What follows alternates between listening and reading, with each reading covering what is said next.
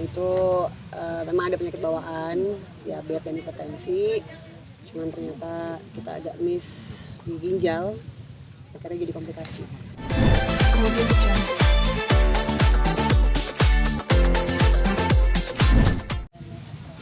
Sampai hari ini tanggal 24 Mei 2023 sih mama udah 49 hari dirawat di rumah sakit, dirawat intensif. Jadi mama itu memang ada penyakit bawaan, diabetes dan hipertensi. Cuman ternyata kita agak miss di ginjal, akhirnya jadi komplikasi.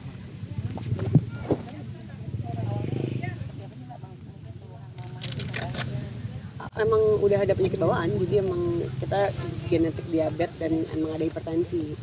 Cuman kita fokus selama ini ke diabetesnya, ke hipertensinya. Nah kita tuh agak miss di bagian ginjal. Jadi ini mungkin pelajaran juga buat teman-teman semua gitu loh, agak lebih aware lah gitu. Mungkin aku sama keluarga kurang edukasi masalah gagal ginjal gitu. Jadinya kita udah terlambat.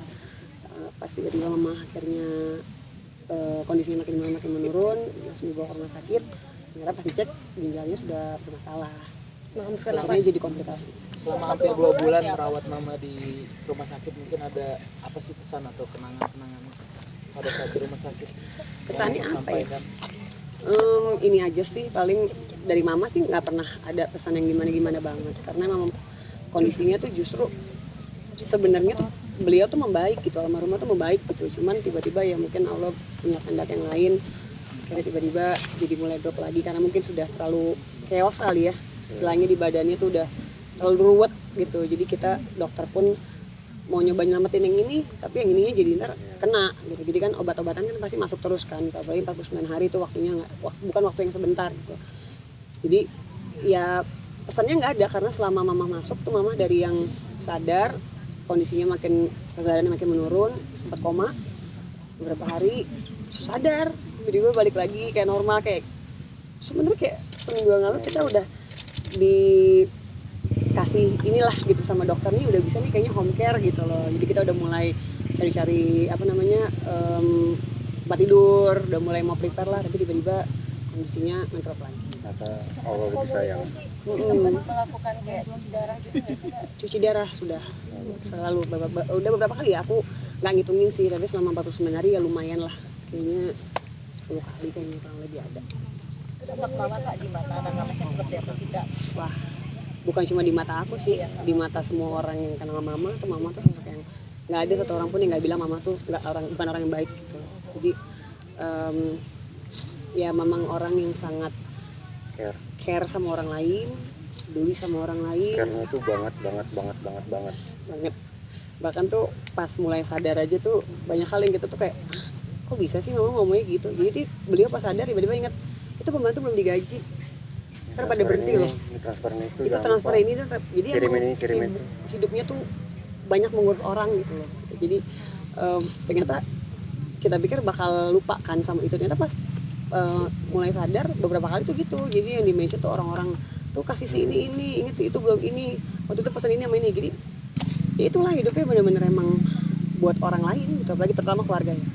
Waktu sakit semangat atau ada mengeluh atau seperti apa Kak mungkin? Apa? Ada mengeluh atau mama tetap semangat untuk sembuh atau seperti apa waktu di Nggak ada sih apa. Semenjak awal kan komunikasinya sebenarnya hilang kesadaran ya sebenarnya, cuman ya kayak ngeracau gitu. Ingatannya masih kuat banget, parah. Jadi mungkin yang dia omongin itu di luar alam bawah sadar ya. Itu mungkin karena dia nggak sadar, yang kita dengar tuh yang kebaikan semua. Kirim ini, jangan lupa kirim ini, kirim ke keluarga Cilanda, tuh ini pesan itu. Jadi nggak ada satupun yang menyangkut diri dia gitu. Selalu orang lain yang disebutin. Cuman beberapa hari belakangan sih lumayan agak kayaknya mulai balik normal nih, mulai sadar, jadi mulai nggak nyaman, udah minta pulang. Kapan sih kok nggak pulang?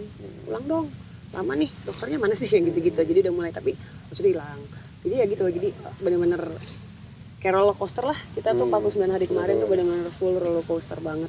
Dari satu hari bisa kita ngobrol, interaksi, besoknya tiba-tiba tidur aja gitu, nggak ada interaksi. Tiba-tiba begadang 2 malam, nggak tidur 2 hari, tapi nggak bisa ngomong, bisa tidur 2 hari. ke Dari mama mama nggak sendiri sih ada yang belum obrolan nggak sih tercapai Katia? Kak Tia? Pulang Mbak. Yang disampaikan mama ke Katia sendiri pada saat ngobrol aja itu. Ada sih, cuman obrolan kita dan keluarga yang tahu lah, gitu. Adalah, tapi kita tahu harapan mama apa sama kami berdua, sama semua keluarga besar kami juga pastinya. Sempat sih itu ada momen mama sadar Komunikasi kita terbaik, komunikasi terbaik sama mama saat itu lama, jadi ada doa-doa juga dari mama. Kata-kata sendiri dengan mama seperti apa? Sekarang termasuk katanya paling anak yang paling setia untuk merawat mama juga sampai cancel banyak kerjaan.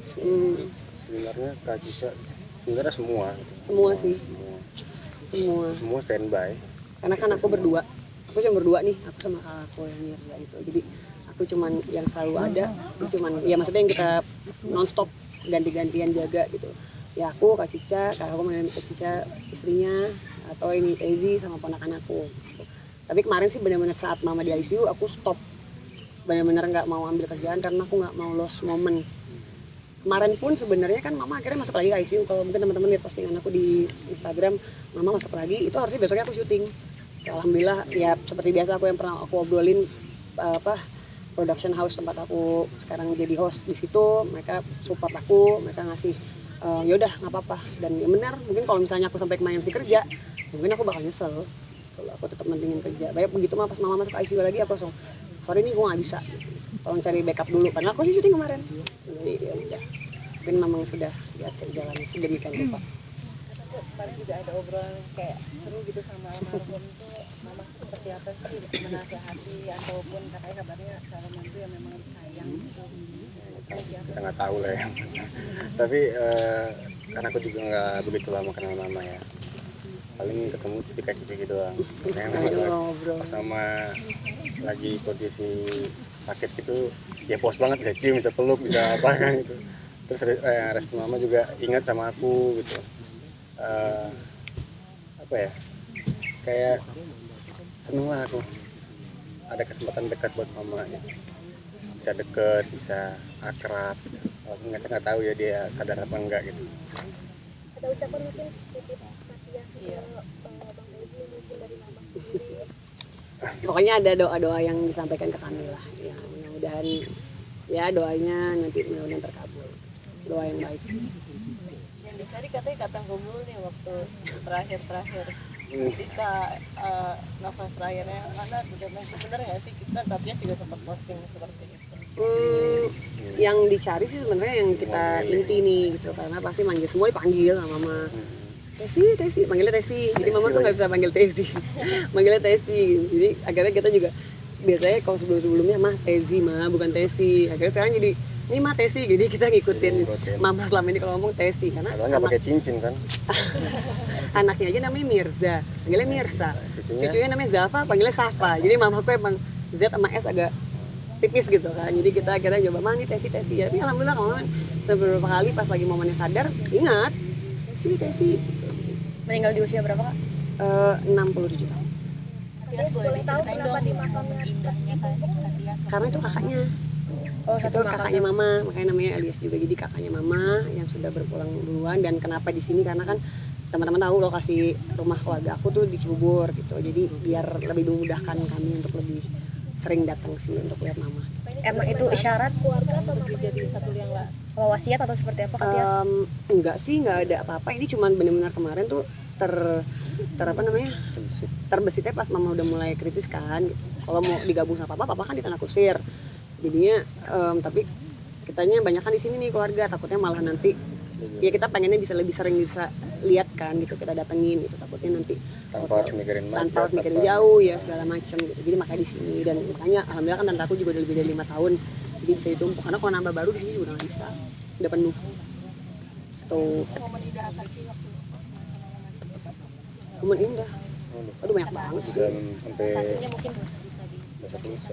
Banyak banget sih, mama tuh orangnya yang paling, Dia tuh mama tuh ketua geng gitu loh. ketus sama ngomongnya, ketua geng juga. ketua geng yang paling diikutin, semua yang diomongin orang ayo, karena emang benar gitu. Jadi keluarga tuh kayak yang paling vokal, Vokal. jadi makanya orang-orang tuh ya cukup kehilangan mama sih, karena kemarin juga pas mama Bukan cukup, kritis sangat kehilangan ya bener. Jadi datangnya dan tuh banyak banget, sampai nggak enak sendiri sama rumah sakitnya, banyak banget yang datang lihat mama.